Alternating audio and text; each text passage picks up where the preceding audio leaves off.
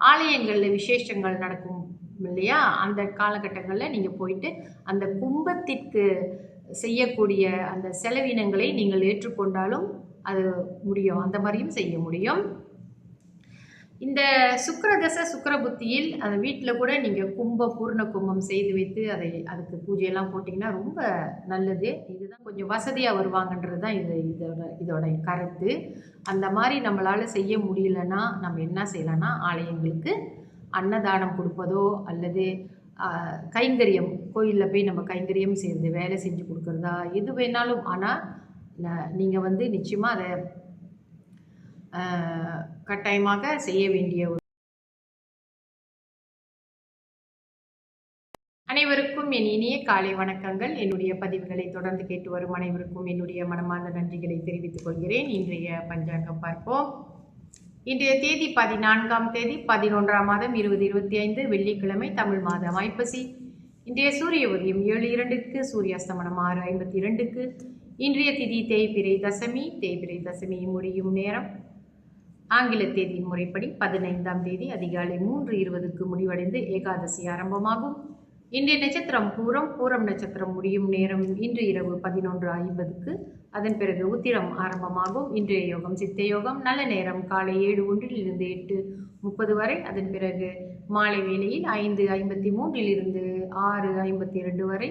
இரவு வேளையில் 8:51 9:50 வரை. ராகு கால நேரம் காலை 11:28 மதியம் 12:57 வரை.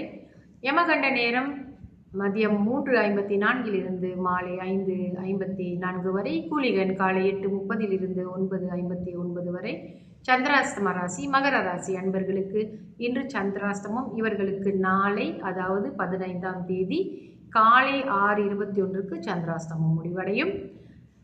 இன்றைய ராசி பலன் பார்ப்போம். மேஷ ராசிக்கு தனம், ரிஷப ராசிக்கு போட்டி, மிதுன ராசிக்கு ஆர்வம், கடக ராசிக்கு விசேஷம் விவேகம், சிம்ம ராசிக்கு ஆக்கம், கன்னி ராசிக்கு பாராட்டு, துலாம் ராசிக்கு அன்பு, விருச்சிக ராசிக்கு செலவு, தனுசு ராசிக்கு நற்செயல், மகர ராசிக்கு வரவு, கும்ப ராசிக்கு புகழ், மீன ராசிக்கு சுகம். தொடர்ந்து நம்ம கிரக தோஷ பரிகாரங்கள் தசாபுத்தி வாரியாக நம்ம சொல்லிட்டு வரோம். இன்றைய கிரகம் சுக்கிரன் தசை, அவருடைய புத்திகளில் பார்ப்போம்.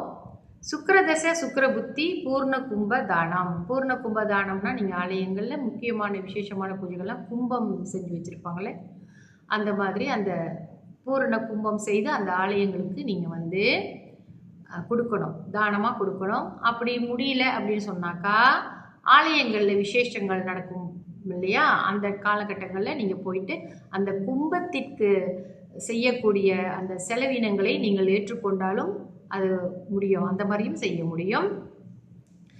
இந்த சுக்கிரதசை சுக்கிர புத்தியில் அந்த வீட்டில் கூட நீங்கள் பூர்ண கும்பம் செய்து வைத்து அதுக்கு பூஜையெல்லாம் போட்டிங்கன்னா ரொம்ப நல்லது. இதுதான் அதுக்கு பரிகாரம்.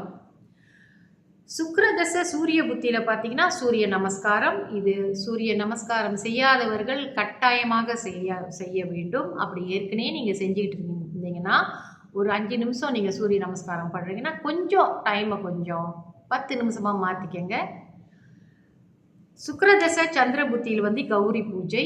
இது நீங்கள் ஆலயங்களில் தான் கௌரி பூஜை செய்ய சொல்லி ஏற்பாடு செய்தும் நீங்கள் செய்யலாம். அப்படி வசதி இல்லாதவர்கள் அம்பாளுக்கு நடக்கக்கூடிய பூஜைகளிலும் நீங்கள் கலந்து கொள்ளலாம். விசேஷமாக ஒரு தடவையாவது இந்த தசாபுத்தி காலங்களில் ஒரு கௌரி பூஜை நீங்கள் ஏற்பாடு பண்ணி செஞ்சீங்கன்னா ரொம்ப நல்லது.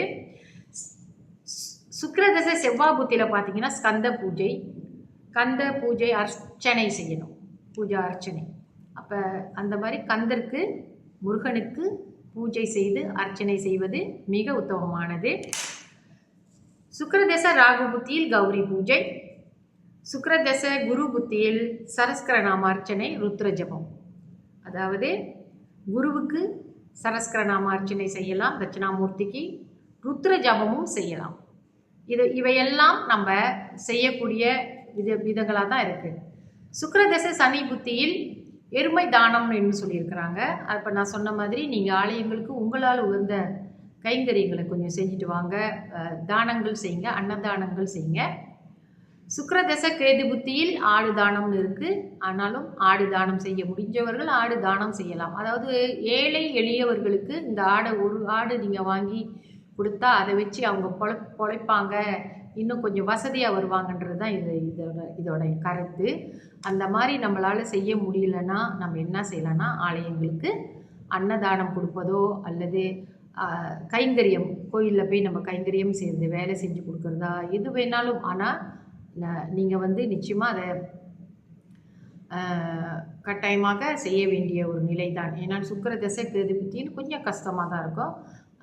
இன்னொன்று சுக்கிரதசை புதன் புத்தியில் பார்த்திங்கன்னா ஸ்ரீ விஷ்ணு சரஸ்கரநாமம் பாராயணம் செய்ய வேண்டும். பாராயணம் செய்ய முடியாதவர்கள் காதார கேளுங்கள். காலையில் ஒரு முறையும் இரவில் ஒரு முறையும் கேளுங்கள். ஆலயத்திற்கு ஒரு மாதத்துக்கு ஒரு தடவோ அல்லது உங்கள் வசதிப்படி ஒரு வாரத்திற்கு ஒரு தடவோ புதன்கிழமையில சென்று விஷ்ணுவுக்கு சரஸ்கரநாம அர்ச்சனையும் நீங்கள் செய்யலாம். இந்த பரிகாரங்கள், இந்த விஷயங்கள் எல்லாம் நடக்கும் பொழுது உங்கள் தசாபுத்தி அவ்வளவு சரியாக இல்லை என்றால், மாரக தசையோ அல்லது பாதக தசையோ இருந்தால் கட்டாயமாக இந்த பரிகாரங்கள் எல்லாம் செய்யுங்கள். இது உங்களுடைய முயற்சியில் செய்ய வேண்டிய விஷயங்கள். நம்ம ஒரு இடத்துல போய் காசை கொடுத்துவிட்டு உட்காந்து அவங்க நம்மளுக்கு செஞ்சு கொடுப்பாங்கன்னெலாம் காத்துட்டு இருக்க வேண்டியதில்லை. நம்மளே முயற்சி பண்ணி நம்ம பக்தியால் நம்ம செய்யணும். அப்படி இன்னும் சிறப்புனால் விசேஷ பூஜைகளில் கலந்துக்கிட்டு அன்னதானம் கொடுப்பது மிக சிறப்பு. தொடர்ந்து இன்னும் நம்மளுக்கு இந்த பரிகார இது தொடர்ந்து இன்னும் 2-3 நாளைக்கு வரும். என்னோட இணைந்திருங்கள். இந்த பரிகார விஷயங்களை கொஞ்சம் புரிஞ்சுக்கோங்க. எல்லோரும் நன்றாக இருப்பதற்கு தான் இதெல்லாம் நம்ம வாசிச்சுட்டு வரோம். நன்றி, வணக்கம்.